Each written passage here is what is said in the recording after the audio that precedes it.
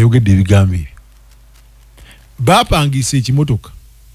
Manya waliwo omukulembeze tayagadde mwogera. Yawulira nga Kadaga afuuse Kadaga. N'afuna miliyoni 15. N'akisaba abasajja batomere bali mu ya Kadaga ngejja bayingire mu luguudo amubbe bamutte miliyoni 15.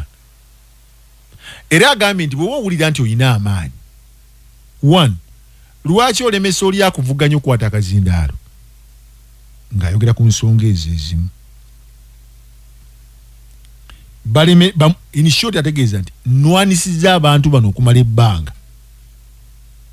Naye gajjuke nabagambako nti oyo omukyala y'omu baamuwaako obutwa Kadaga. Kakati ebiseera ebisinga nze kye mbagamba wano bulijjo nti abakulembeze abamu tugenda kubajjukiranga nti wadde maama Kadaga wa NRM ensonga eziruma abantu aziremerako. Bwe yabadde ku matikkira age-10 yagambye era mu bigambo bye n'agamba nti pulezidenti bw'abazze wano mumujjukize bano abasirikale abakubira ku nnyanja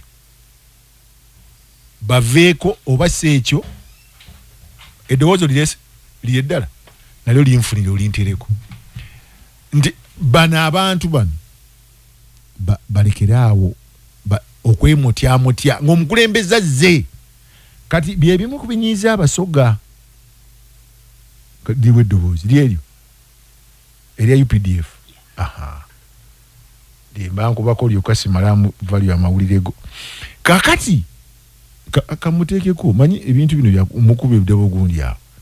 oyo producer tusagala okulira nti president ali kwenda kwidenda okwogera ku byenanda ambasaba nti bwanaida timwita kwemotya ndibasaba kimwemotya ensonga y'ebyenanda n'obuvubi nzibwene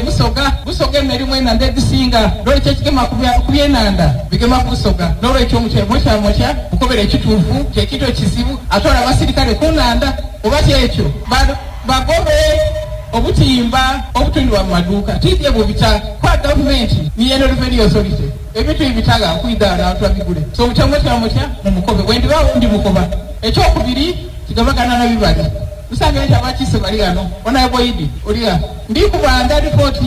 y'ebibali yali ya myezi 2 abantu bya mwaka abataka ndikwenda kubakobera nti president yakoba ati busoga bukedi n'ikigezi bageme mpola utakuba mbibali era kakati Kadaga ya meeting ya president yamuga nti busoge bwetu ne bisinga biri mbibali yali yamugamba dda era president kwe yava okugamba nti bana ensonga z'ebusoga ne bukedi n'ebikimbi tubikwata empola. Kakati abaga nti mwemotya ekigambo ekikulu nnyo nze ekinjagaza omukyalo oyo kyekyo temwemotya kati mutegedde lwaki oyo baagala agende byebyo bigambo byakulwanirira muntu wa wansi bamutyako miliyoni 15 kumutta bikajjo wali bafune mmotoka emuyingire abaana bagamba nti ekyo tetujja kikola kubanga omukyalo oyo atubeereddewo. Kati waliwo abeesooza oba munyige oba mwesooze bebana abantu betugamba nti bwe babeera mu gavumenti boogera ensonga si tetujja kulinda abantu balala bano ba movement abantu ngabo benjagala nti mulemere ku nsonga z'abantu kiki ekiruma abantu ensonga zaabwe. Kati nze LUBOWA gye kinnuma kyovulaba abantu ngabo mbawagira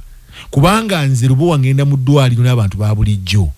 ntambulira ku makubo ndaba abantu balwanagana bayombagana ebwavu bakubye ate n'akatono ke balinako ku nnyanja babagobe ku nnyanja. Kati nze byebyo kyovulaga LUBOWA tawagira gavumenti LUBOWA apinga gavumenti naye ate nze ntambulira mu bantu ba wansi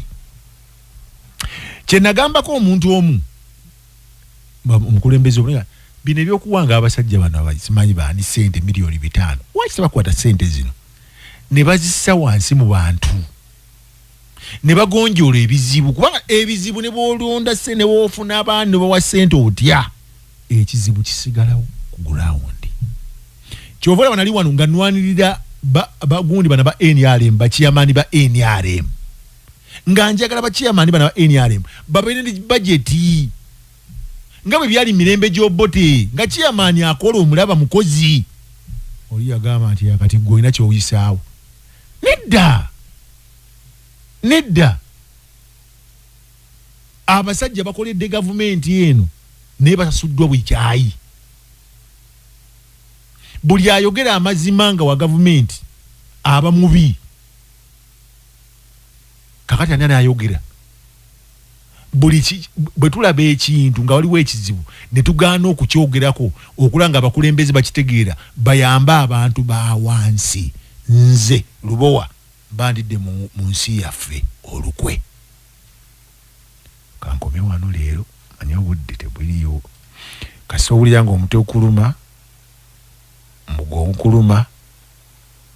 abakyala bagenda mu nsonga zikuluma ennyingo zikuluma weeyambise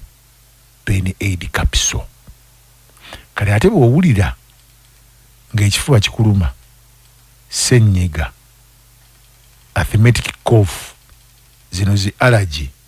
ne sore throat weeyambise Genacof genda mu pharmacy oba drug shop bantu bange enkya nina topic gye ngenda okunyumyako atakumira mpeera abankumire